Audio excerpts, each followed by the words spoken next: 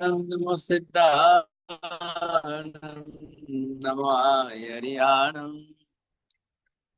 नमो वज्रायणं फलो सव्वसाव एषु पंच नमकारो सर्वपापप्रणाशनं मंगलानं च सर्वेशं परमं अवै मंगलम्।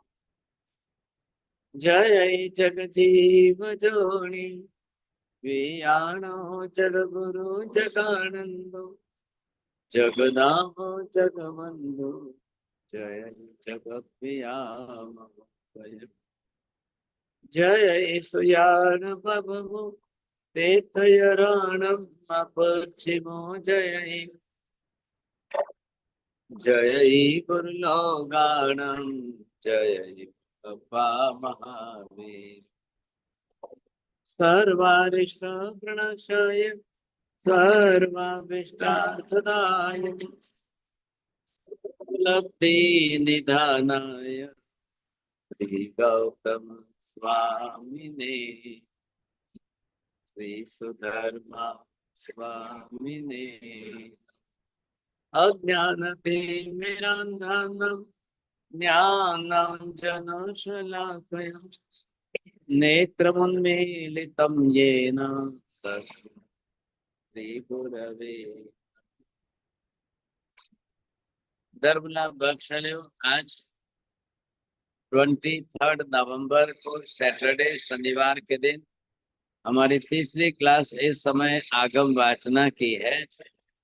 भगवती सूत्र के ऊपर विशेष वाचना चल रही है और दूसरे शतक का यह 5वां उद्देश्य चल रहा है। इस उद्देश्य के अंदर 2-3 विषय मुख्य रूप से चल रहे हैं और इसका नाम यहाँ पर नियम ऐसा शब्द प्रयोग किया गया है।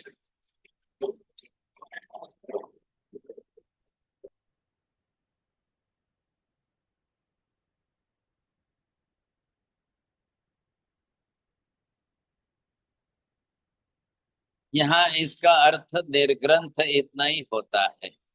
अब निर्ग्रंथ जिसको हम मुनि कहते हैं, साधु मुनिमात्मा कहते हैं, ये अर्धमागधी की प्राकृत भाषा में नियंठ यहाँ टाइटल दिया है 5वें उद्देश्य का और फिर नीचे जो है निर्ग्रंथ शब्द लिख दिया है। अब निर्ग्रंथ वैसे समझ लो कि आत्मा को जो है गांठ न बंधे और वैसे गांठ न बंधे, कर्म न बंधे, उसको यहाँ पर निर्ग्रंथ है। अब बाह्य निर्ग्रंथ, बाह्य निर्ग्रंथ के अंदर जो है ऐसा दिया है कि वो बिना ग्रंथि के हैं और आभ्यंतर आत्मा के अंदर जो है कोई किसी प्रकार की गांठ नहीं है। अब ग्रंथि किसकी है? मन वचन काया के दोषों से किसी के साथ के राग द्वेष की ग्रंथि नहीं है, क्योंकि मुनि जो है निर्ग्रंथ है, वो सबके प्रति समभाव रखते हैं। कोई भी हो तो सबके प्रति इतना उन्होंने विश्व मैत्री भाव, सर्व जीव मैत्री भाव रख करके कोई भी जीव हो तो किसी के प्रति गांठ नहीं है, किसी के प्रति कोई तीव्र क्लेश कसाय की ग्रंथि नहीं है सर। ये विशेषता यहाँ की दी गई है। अब बात ये है, आपने देखा है कि पूरे 14 राजलोक के अंदर की बात हम कर रहे हैं।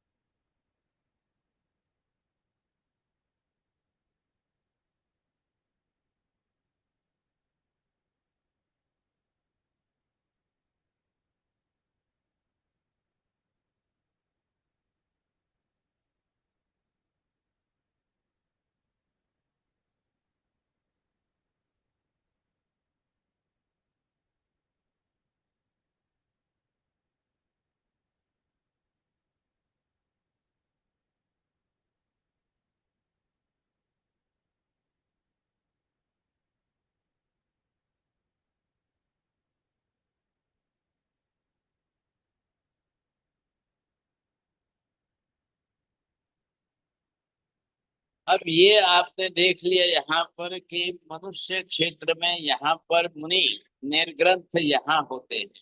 अब ये मनुष्य क्षेत्र 2.5 द्वीप समुद्र का इतना ही है।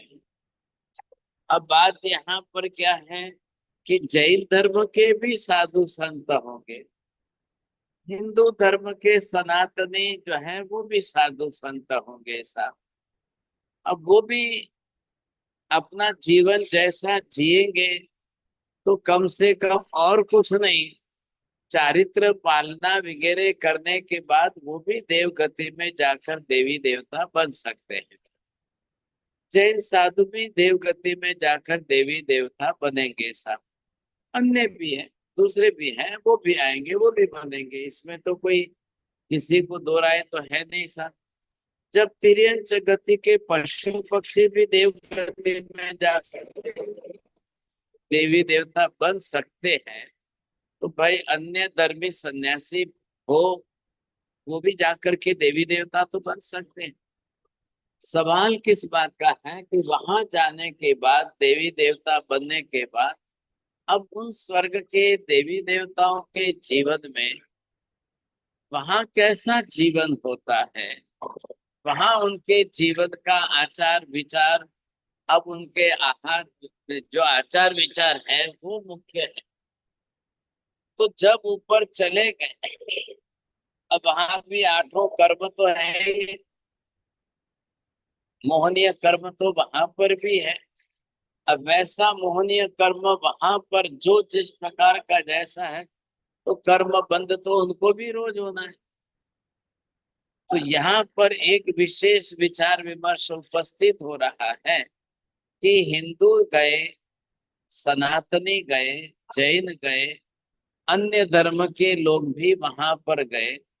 अब वहां जाकर उनका मोहनीय कर्म जो बना, अब उनके उस मोहनीय कर्म के अंदर भी वेद मोहनीय की प्रकृति बंधी है। वो वेद मोहनीय कर्म की प्रकृति वहां भी उदय में आएगी। वहां पर भी देवी देवता विषय वासना काम संज्ञा से मैथुन सेवन करते ही करते हैं। कहाँ तक करेंगे, कौन करेंगे, उनके लिए वहां पर कुछ शब्द ऐसे आते हैं कि वो प्रविचार,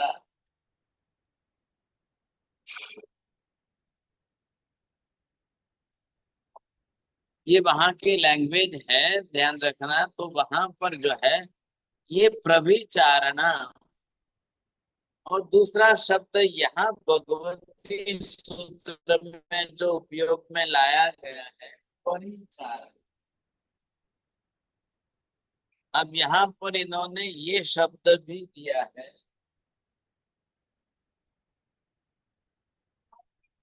तो इसका अर्थ ये होता है कि मैथुन सेवन। अब जो भी है वहां के देवी देवता अपने आप में, तो ये प्रविचार, क्योंकि तत्वार्थ सूत्रकार ने ज्यादा जाकर के प्रविचार शब्द का उपयोग किया, यहाँ भगवती सूत्र के अंदर परिचारणा शब्द का उपयोग। अब ये कैसे, किस तरह से, क्या है, तो ये पहला देवलोक सौधर्मा देवलोक, फिर ईशान देवलोक, फिर जो है अन्य अन्य देवलोक है, ये 8वां 9वां देवलोक। अधिकांश रूप में देवियों की उत्पत्ति वहां पर 2 देवलोक तक बताई गई। जन्म, स्त्री शरीर धारी के रूप में जो उनका जन्म होगा वो इतने तक होगा। उसके बाद उनको ऊपर जाना है, वो जाएंगे, फिर जाके आएंगे। अब कई जाते हैं, डांस करते हैं, अपना नाटक वगैरह दिखाते हैं, फिर आते हैं, फिर जाते हैं, ऐसे करके 8-10 देवलोक तक चले जाती हैं। बाद में जैसे जैसे आप ऊपर जाते हो, वैसे ऊपर ऊपर के देवता जो है वो प्रविचारी वृत्ति वाले नहीं होते हैं। चले, यहाँ तक चलेगा। अब यहाँ तक मतलब जहाँ देवियां हैं वहां तक वो उसको बोलते हैं काय प्रविचार। काय प्रविचार ह्यूमन बींग की तरह से जैसे दोनों में रिलेशनशिप बनती है, उसके अंदर एक दूसरे के शरीर से वासना सेवन करना, विषय भोग करना, ये बात वहां पर प्रविचार शब्द से चलती है। कहाँ की प्रवृत्ति? तो यहाँ पर प्रश्न ये उपस्थित किया गया है, अन्य तीर्थिक, अन्य तीर्थिक जो साधु संत आदि जो है वो अपने तरह से किस तरह से, उनकी क्या मान्यता है, वो क्या मानते हैं। अब जैसे कि अंदर यहाँ कर्म शास्त्र के नियम आपने देखे, अब उस हिसाब से समझिए बात कहाँ हो रही है। ये सिर्फ देवलोक है तब इतना ही विषय आता है, लेकिन यहाँ इसके बीच में ये मेरु पर्वत है, यहाँ सूर्य चंद्र आदि का रोटेशन, इनका भी परिभ्रमण है। यहाँ भी देवी देवता बहुत हैं, ज्योतिषी विभाग में देवी देवता है, उनका भी अपना क्या हो रहा है, कैसे हो रहा है। और ये रत्न प्रभा पृथ्वी पूरी होने के बाद अब यहाँ पर कुछ नीचे आकर के यहाँ से रत्न प्रभा पृथ्वी हो रही है ये। तो यहाँ जो देवताओं के निवास बने हैं उसमें भवनपति और व्यंतर दो जाति के देवी देवता हमारी धरती के नीचे रहे। ये हमारी धरती यहाँ समाप्त होती है।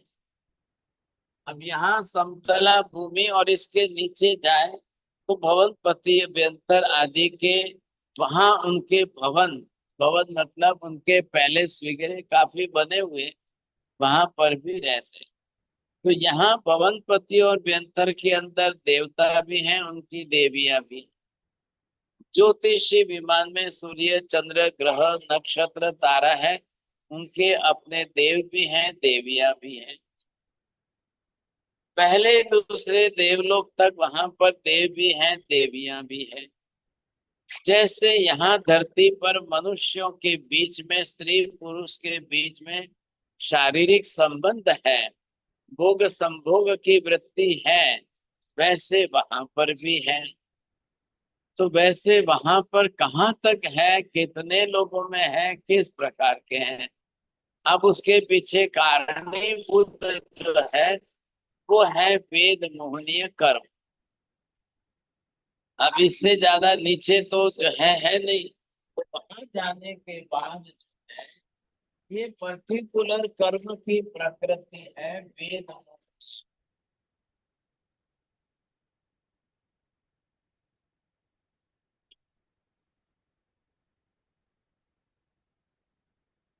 अब वेद मोहनीय कर्म की ये तीन प्रकृतियां मुख्य है वहां पर।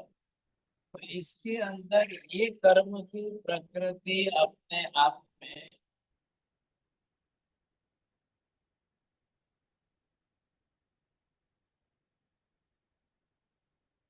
यहाँ इनका नाम दिया गया है कि ये स्त्री वेद है, ये पुरुष वेद है, ये नपुंसक वेद है।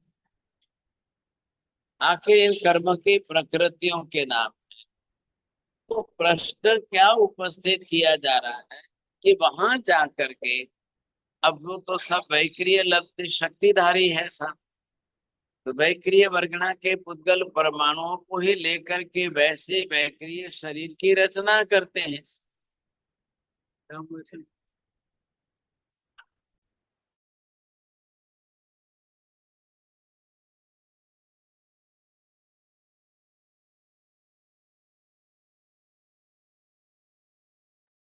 अब ये जो यहाँ पर स्त्री वेद की, पुरुष वेद की, नपुंसक वेद की, ये कर्म की प्रकृतियां सबके साथ है। अब मोहनीय कर्म सबके साथ है। मोहनीय कर्म के अंदर 28 प्रकृतियां हैं, 26 27 28। ये 26वीं है, 27वीं 28वीं, ये तीन प्रकृतियां। अब ये उनके साथ चल रही है प्रकृतियां, तो कर्म है तो कर्म साथ में ही है।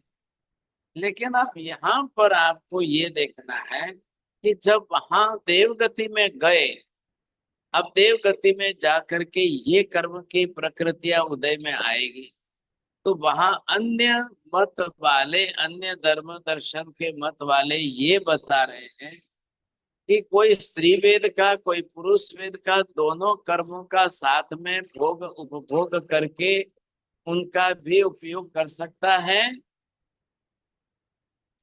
ये प्रश्न गौतम स्वामी ने महावीर स्वामी को पूछा। इस प्रश्न के उत्तर में अन्य दर्शनी वालों का अपना मत क्या है, वो क्या कह रहे हैं, किस तरीके से?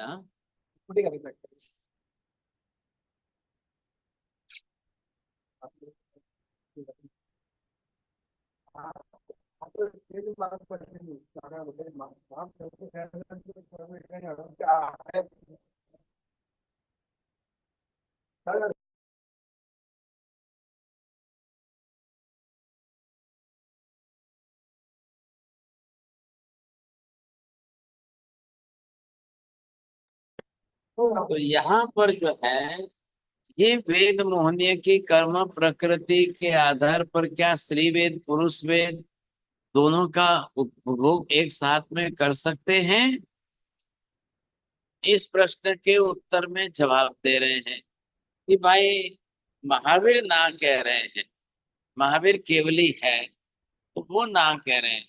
अब वहां पर क्या है, वैक्रिय शक्ति है। वैक्रिय वर्गणा के पुद्गल परमाणुओं को लेकर के कोई भी देवी देवता एक साथ में 2 5 10 शरीर बना सकते हैं, ज्यादा शरीर बना सकते हैं। जैसा कि आपने सुना है कि मेरू पर्वत के ऊपर तीर्थंकर भगवान का जन्माभिषेक महोत्सव हो, एक ही सौधर्म इंद्र, अब वो एक साथ में 20 तीर्थंकर भगवान पांचों महाविद्या में जन्मते हैं। पांचों महाविद्या में एक साथ 20 तीर्थंकर जन्मते हैं।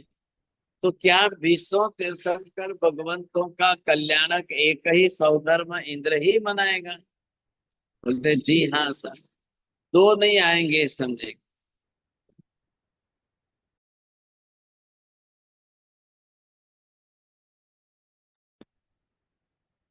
तो वहां पर जो है वो एक साथ में कैसे, तो जो है स्त्री वेद और पुरुष वेद, अब वो एक साथ में अपने अलग अलग 500 शरीर बनाना है तो करेंगे।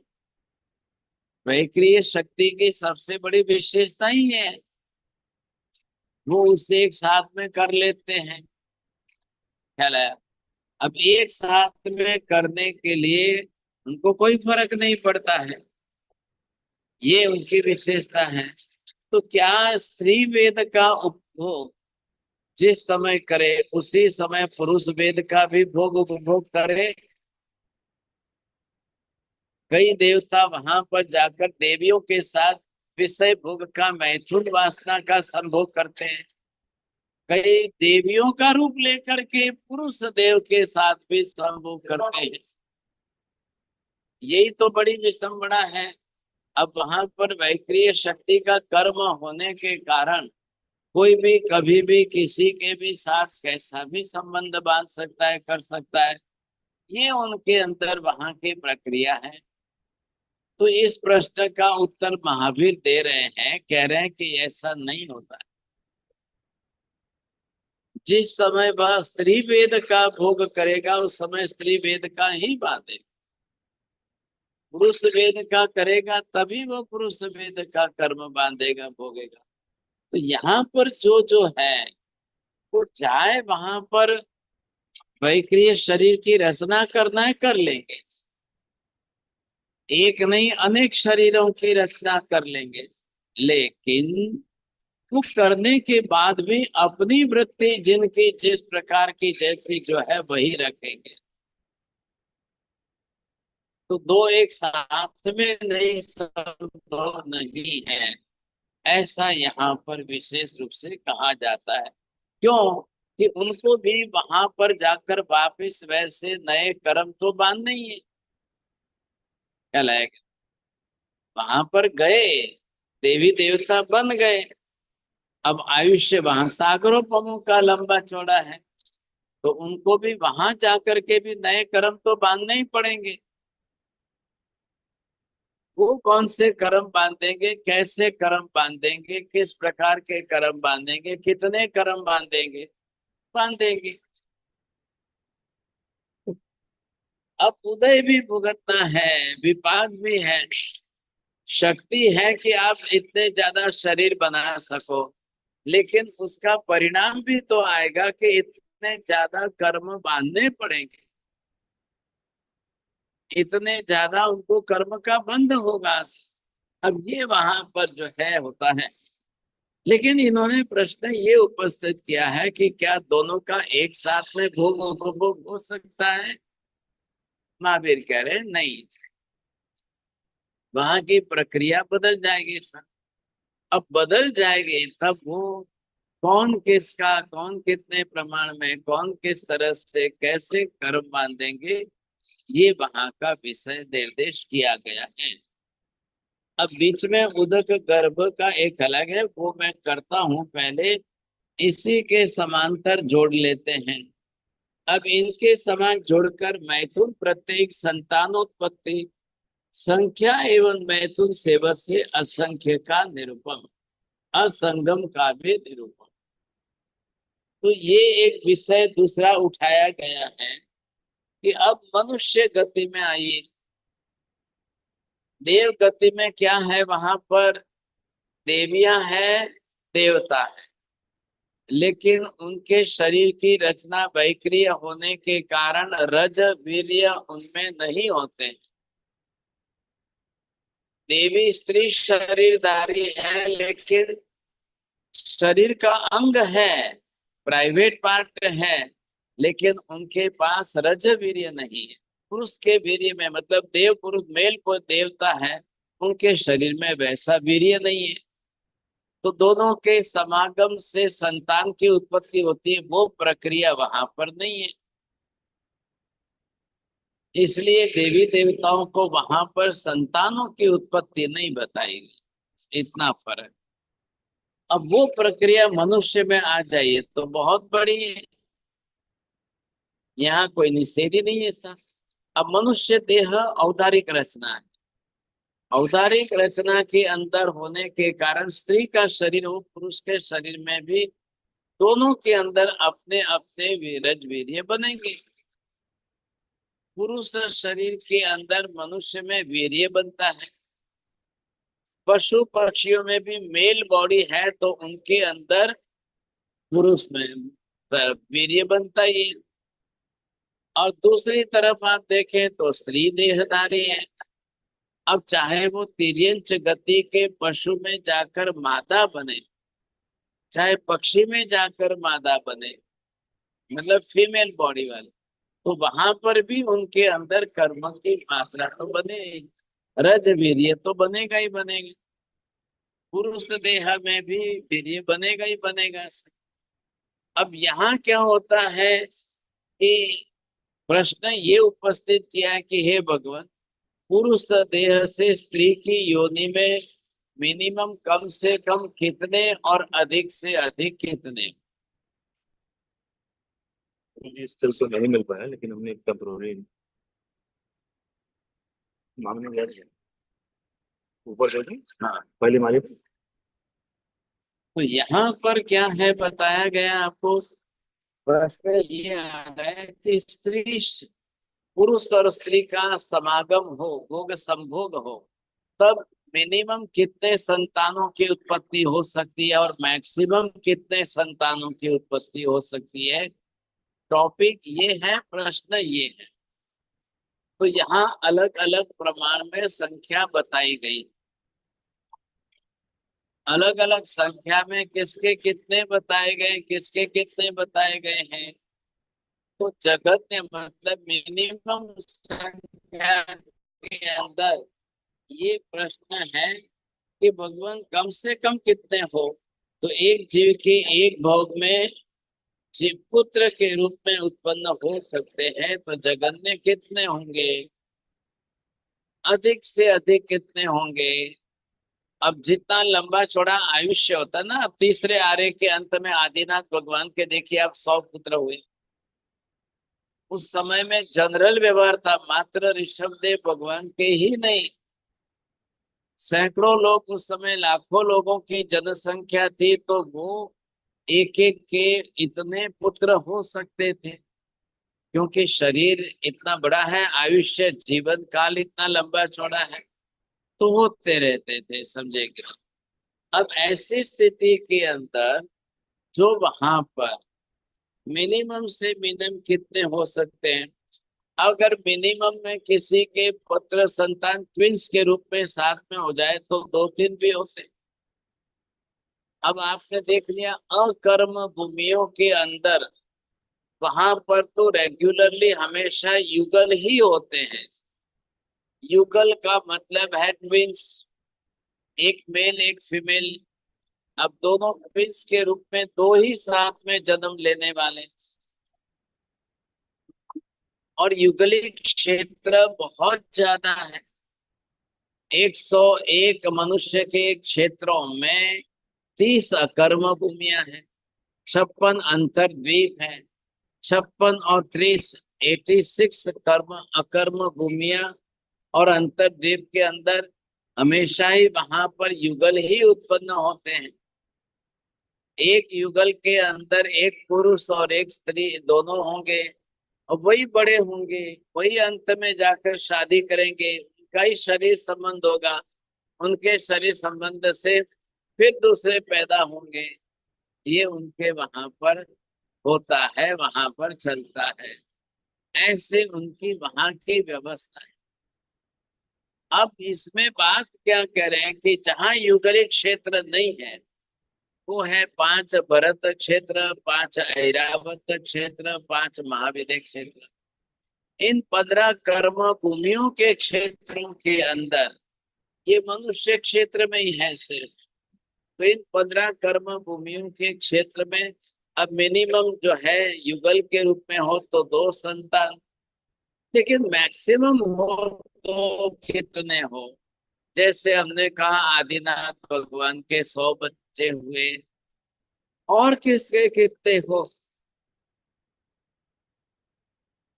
अब ये सबके प्रमाण बताए गए अलग अलग। 200 भी होते हैं, 300 भी होते हैं, 500 भी होते हैं, 900 भी होते हैं। अब वहां का काल है, क्योंकि अब महाविद्य में चले जाओ, पांचों महाविद्य में, तो वहां तो आरा की व्यवस्था ही नहीं है। आरा की व्यवस्था न होने के कारण वहां हमेशा के लिए ही संतानों की उत्पत्ति एक से अनेक होती रहती है। संख्या वहां पर बहुत बड़ी है।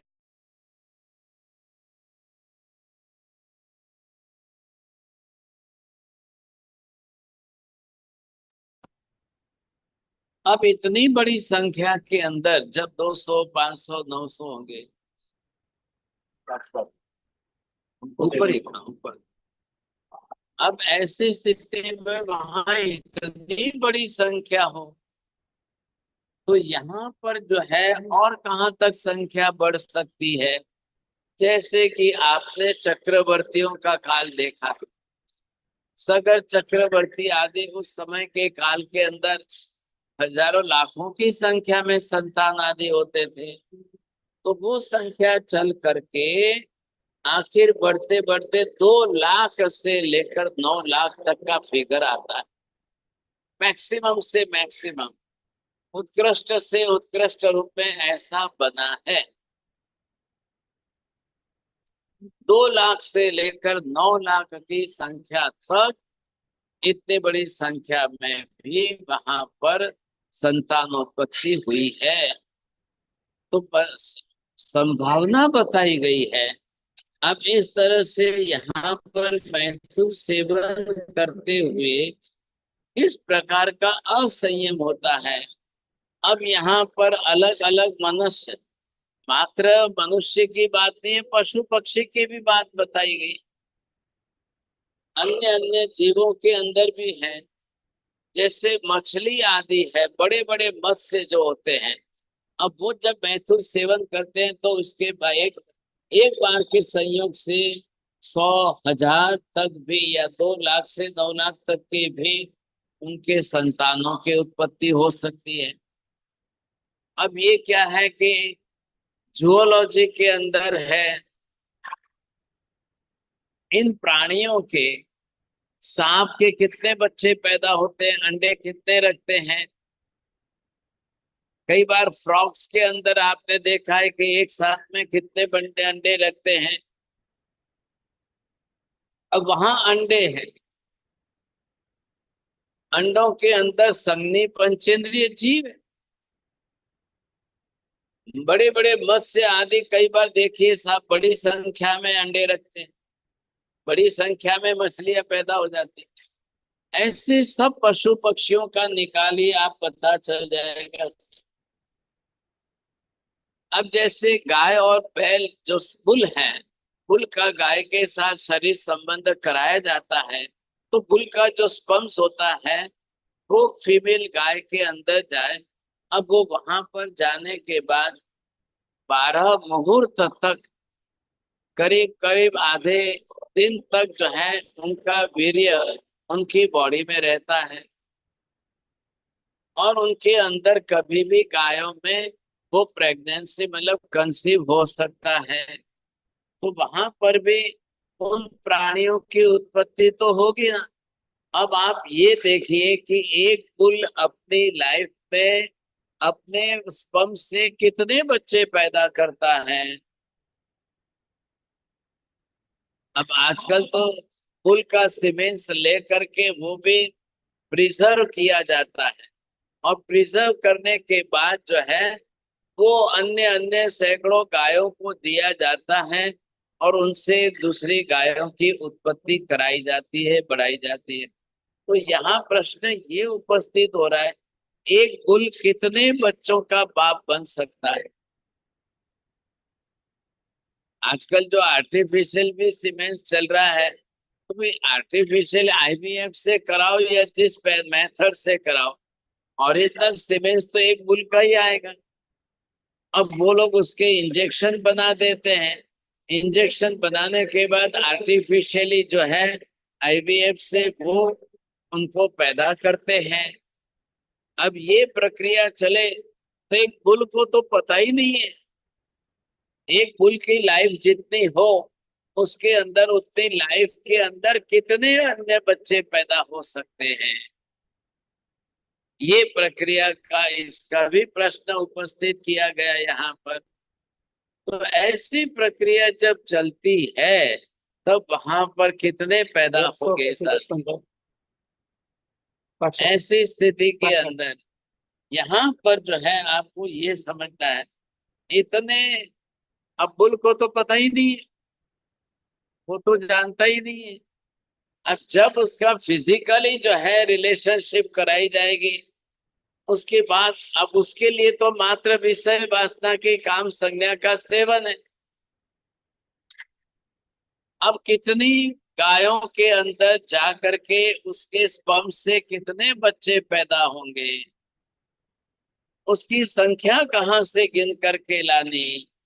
तो ये होने की प्रक्रिया है। ऐसे इस तरह से कई बार 25, 50, 100, 200 बच्चे भी पैदा होते हैं। ये उनके जीवन के अंदर चलता है। अब यहाँ पर एक भाव के अंदर, एक जन्म के अंदर, अब किसके जो है शत पृथक 100 से 200 तक लेकर के बड़ी संख्या बताई।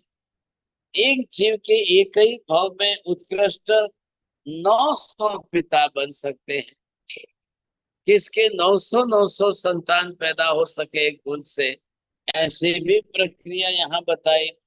मनुष्य में चल करके ये संख्या जब लाखों में आ जाती है तो और बड़ी संख्या हो जाती है।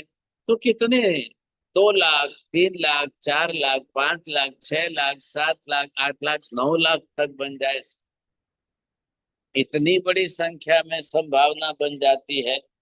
ऐसा यहाँ पर जो है, अब ये तो बात हुई, लेकिन इसी के साथ साथ दूसरा प्रश्न उपस्थित हो रहा है, जितना स्पर्म जो है बुल का जाता है या मेल का स्पर्म का जाता है, क्या वो सभी जन्म लेकर संतान बन सकते हैं।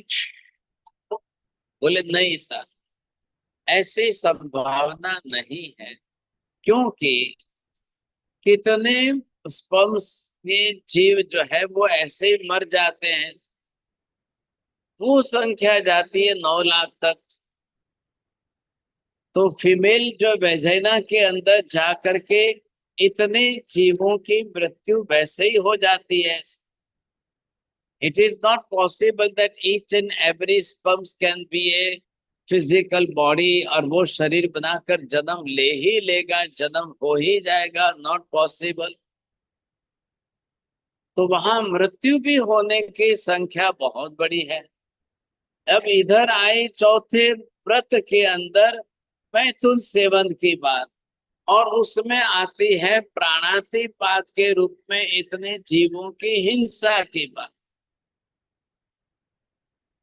यहाँ देवी देवताओं में तो इतनी हिंसा का प्रश्न नहीं है, क्योंकि वहां उनके पास देवी देवताओं के शरीर में स्पर्म्स और ओवम्स का प्रश्न नहीं उपस्थित होता है, वो वैक्रिय शरीरधारी। ये कहाँ आया? मनुष्य शरीर में और पशु पक्षी शरीर में। वेद मोहनीय कर्म की प्रकृति तो सब में पड़ी है। अब वो स्त्री देहधारी है, मेल फीमेल जो भी है, अब चाहे आइदर इट में बी द स्मॉल पिजियन है, रैट है, रैबिट है, अगर आपके डॉग्स हैं, कितने ही हैं।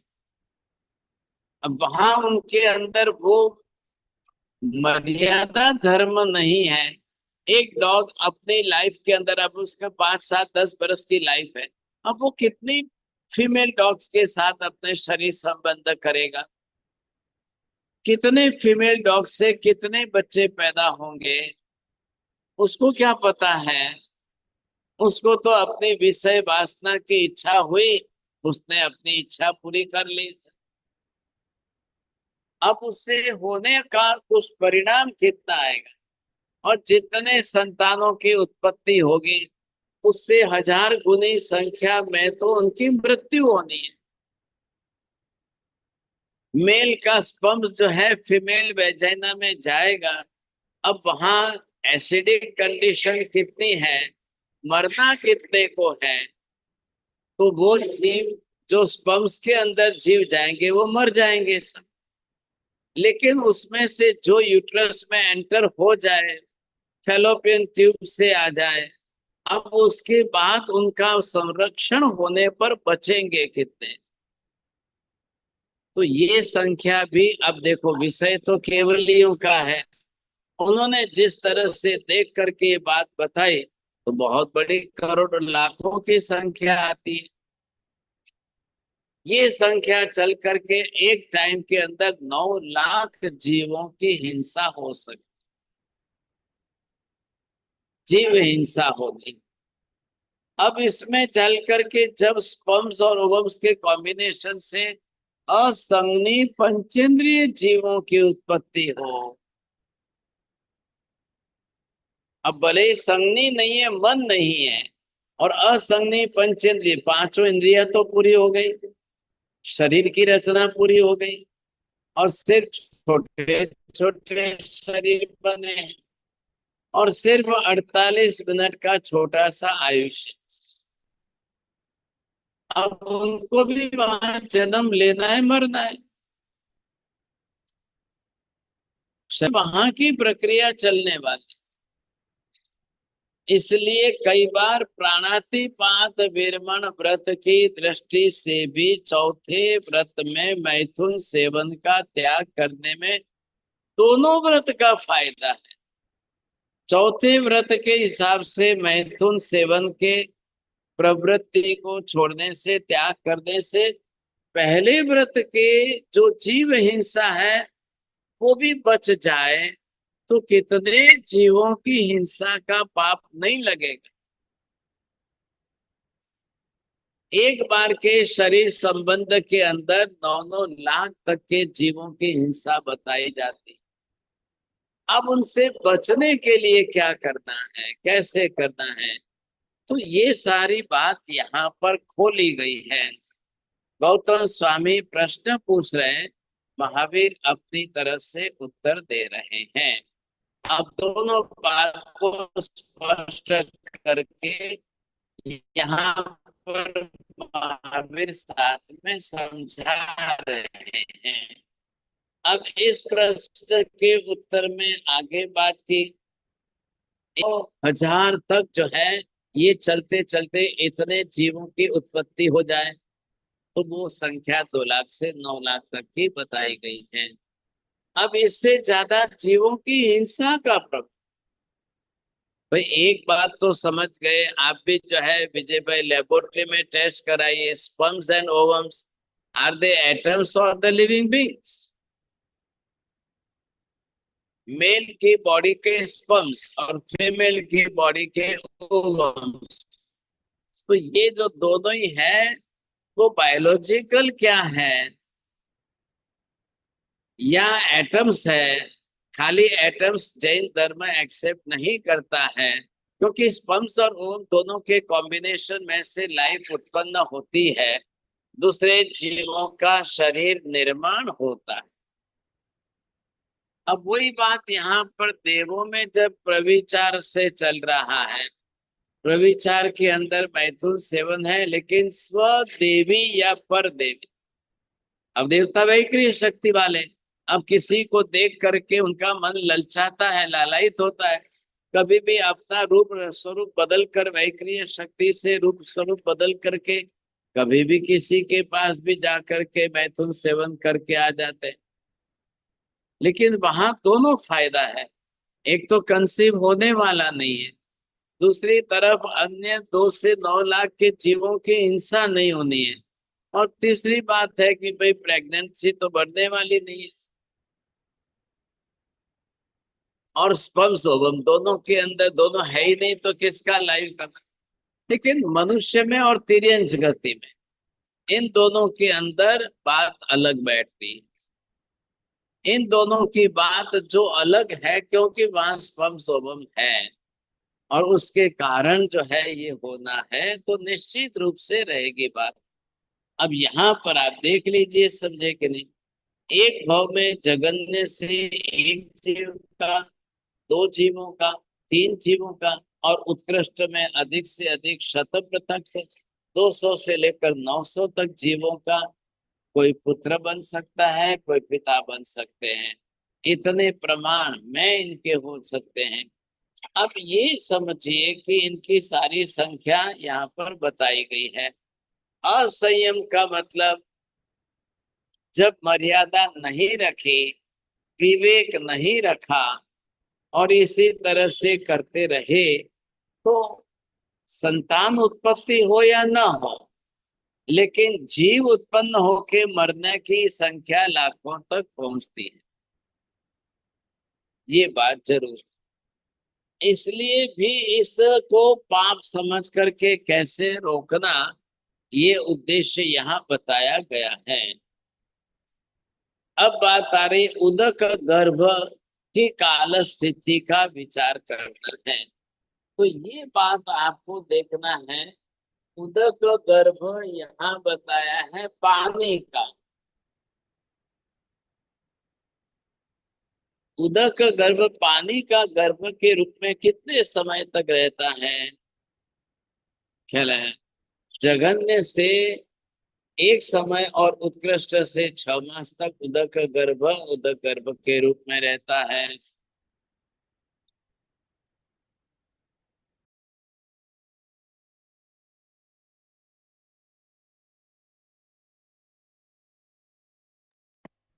तो यहाँ पर ये संबंध जोड़ा है इनका। अब जगन्य से 1 समय, उत्कृष्ट से 6 मास तक भी उदक गर्भ, उदक मतलब पानी के रूप में रहता है। आपने ये देखा यहाँ पर,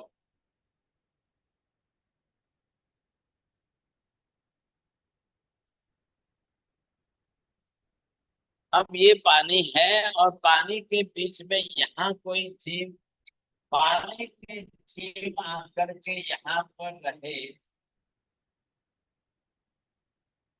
तो पानी में दूसरे जीव आकर के जो उत्पन्न हो रहे हैं उनको भी आना है, जन्म तो लेना है, क्योंकि पानी में भी रोज जन्म मरण सतत निरंतर चल ही रहा है।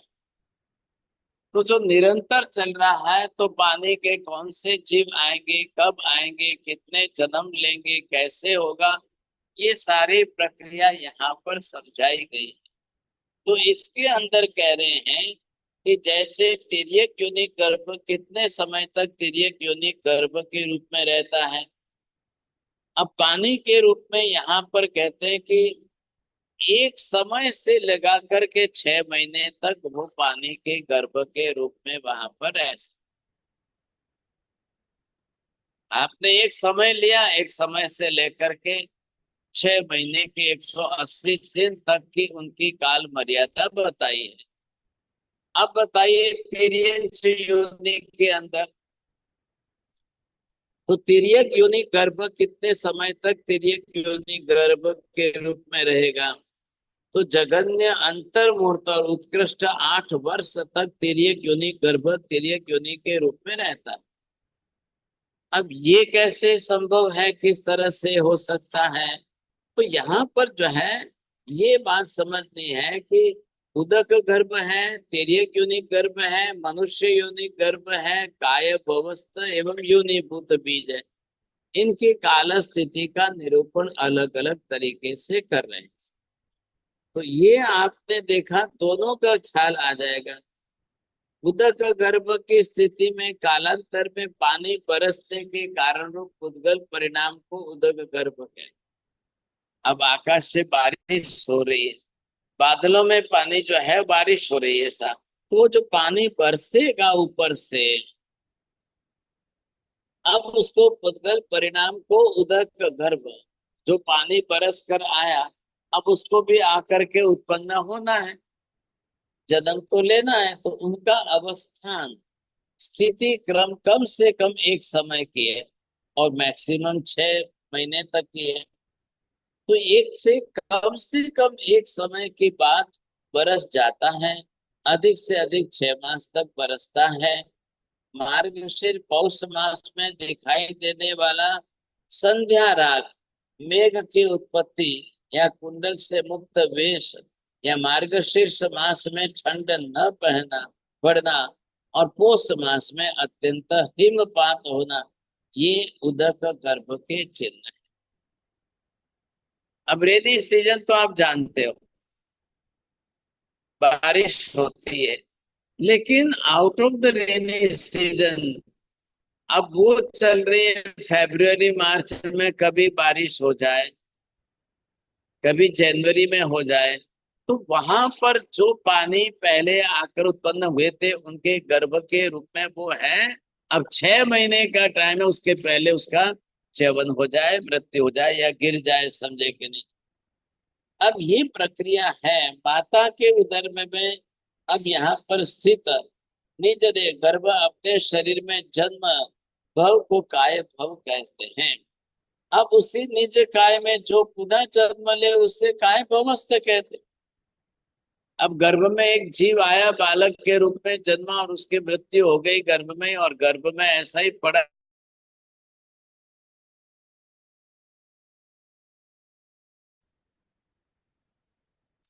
कोई जीव माता के उदर में गर्भ में रूप में आकर उसी शरीर में 12 वर्ष तक भी रहकर वही मर जाता है, फिर अपने द्वारा निर्मित उसी शरीर में उत्पन्न होकर पुनः 12 वर्ष तक रह जाए, तो ऐसे तो 12 और प्लस 12 24 वर्ष हो जाए।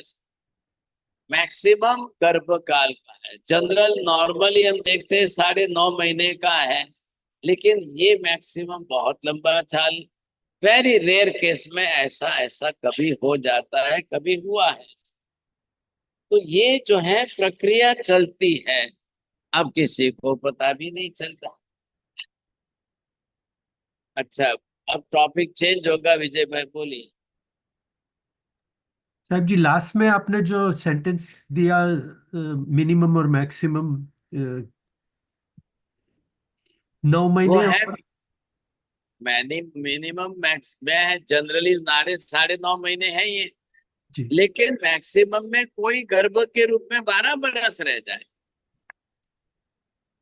12 years तक की पॉसिबिलिटी बताई, और फिर उसकी मृत्यु हो जाए और मान लो कि उसी शरीर में उसी गर्भ में वापिस आ जाए, फिर 12 और प्लस 12 24 बरस हो जाएंगे।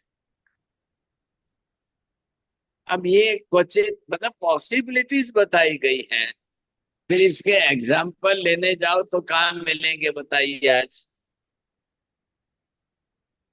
आरे बहुत लंबे हैं, काल है, कभी पॉसिबिलिटी है अलग अलग। साहब जी, ये 24 वर्ष का जो काल बताए वो तीसरे चौथे आरे में होता होगा? अब देखो यहाँ कोई आरा का मेंशन तो अलग से नहीं किया है, जी। क्या ऐसा तो नहीं बताया है, लेकिन ये पॉसिबिलिटी बताई गई है कि वो 12 बरस तक गर्भ में रह जाए, पता भी ना चले, गूढ़ गर्भ जिसको बोलते हैं, और फिर बाद में मृत्यु हो जाए, दोबारा वही जीव वापिस आके उसी में जन्म ले। अच्छा। अब ऐसा बन जाए तो डबल काउंटिंग हो जाएगी इसमें। जीव बदल गया, गर्भ तो वही रहा ना, गर्भ वही रहा तो शरीर के अंदर जो है वैसे ही पड़ा। अब ये क्या है, मैक्सिमम की बात आई है, कभी क्वचित कदाचित की संभावना बताइए, बस और कुछ। साहब जी, 12 वर्ष तक कैसे रहा वो समझने का ट्राई कर रहा था मैं। एक हाँ एग्जाम्पल आता है किसी। अच्छा। साहिब जी, गो हेड। साहिब जी, मेरा प्रश्न थोड़ा ऐसा था कि आजकल की जनरेशन जो है वो पॉपुलेशन ने बच्चों को एक के ऊपर उनको नहीं करना है, तो वो ऑपरेशन वगैरह करवाते हैं, उसका आप क्या इधर परिणाम है? आप इधर उधर की आप इधर उधर की बात मत करिए, जो टॉपिक है शास्त्र का विषय उसको समझिए बस, इधर उधर की बात जनरल मत जोड़िए। साहब जी, एक और क्वेश्चन है, समझ में नहीं आया। तीसरा क्वेश्चन, 30th क्वेश्चन है, 30 नंबर का क्वेश्चन है। उसमें पूछा है कि हे भगवान, एक जीव एक भ में कितने जन का पुत्र होता है? उसमें बताया है कि कम से कम एक जन, बे जन, 3 जन और ज़्यादा से ज़्यादा 200 से 900 जन जन का पुत्र होता है। तो वो समझ में नहीं आता कि जीव पुत्र 900 लोगों का मैंने पुत्र। अभी आपको एग्जाम्पल दिया था बुल का, एक बुल के स्पर्म से उसकी लाइफ में कितने संतान हो सकते हैं। आज की तारीख में बुल का सीमेंट कलेक्ट करके जितना जितना एक एक गाय को डाला जाए दिया जाए तो कितने जो है बुल पैदा होंगे। हम्म। वही बात है ना यहाँ पर। अब वहां तो बना करके निकाला जा रहा है, दे रहे हैं, तो उसके अंदर संख्या का तो प्रमाण ही नहीं बनेगा। अब 200 होवे कि 300 होवे कि 900 तक पहुंच जाए फिगर, ऐसी पॉसिबिलिटी है। बट वो साहब जी, वो द्रव्य लेकर उसमें से पुत्र बनाए, इसमें तो एक पुत्र क्या लिखा है, फिर से बताओ। हाँ तो उसके पुत्र बनेंगे तो ये बुल पिता बन गया कि नहीं। नहीं नहीं, एक जीव अब में क्वेश्चन એ છે સાહેબ જી કે ક્યાં ગયો ક્વેશ્ચન, એક ભવમાં કેટલા જણનો પુત્ર થાય એવું લખ્યું છે। वही तो बात हुई ना, एक भाव है, एक लाइफ उसकी बुल की गिनी आप। अब हाँ जी। एक लाइफ अगर बुल की 25-30 साल की है, उससे कितने पैदा होंगे। एक स्नेक है, एक सांप है, एक सांप की लाइफ 1000 बरस हो, तो वो एट ए टाइम अगर 1000 अंडे भी रख दे तो कितने हो जाएंगे। अच्छा। वो कहाँ जाएगी संख्या, जी सर जी। लाखों में चली जाती है ना, 2 लाख से 9 लाख तक भी बताया है, दोनों बात है। Any other questions? नमो हरियंताणं नमो सिद्धाणं नमो हरियणं नमो वज्रायणं नमो लोके सर्वसाधुनं एषु पंचदमुखारो सर्व पाप प्रणाशम मंगलानं च सर्वेसिं परमं हवै मंगलम्। मंगलम भगवान वीरो मंगलम गौतम प्रभु मंगलम स्थूलिभद्राध्य जैन धर्मस्तु मंगलम चत्तारि मंगलम हरिहंता मंगलम सिद्धा मंगलम साहु मंगलम केवली पन्नतो धम्मो मंगलम चत्तारि लोकोत्तम हरिहंता लोकोत्तम सिद्धालोकोत्तम साहुलोकोत्तम केवली पन्नतोदमोलोकोत्तम चत्तारि शरणं प्रवज्जामि अरिहन्ते शरणं प्रवज्जामि सिद्धे शरणं प्रवज्जामि साहु शरणं प्रवज्जामि केवली पन्नतं धम्मं शरणं प्रवज्जामि सर्वमङ्गलमाङ्गल्यं सर्वकल्याणकारणं प्रधानं सर्वधर्माणां जयनं जयति शासनम्।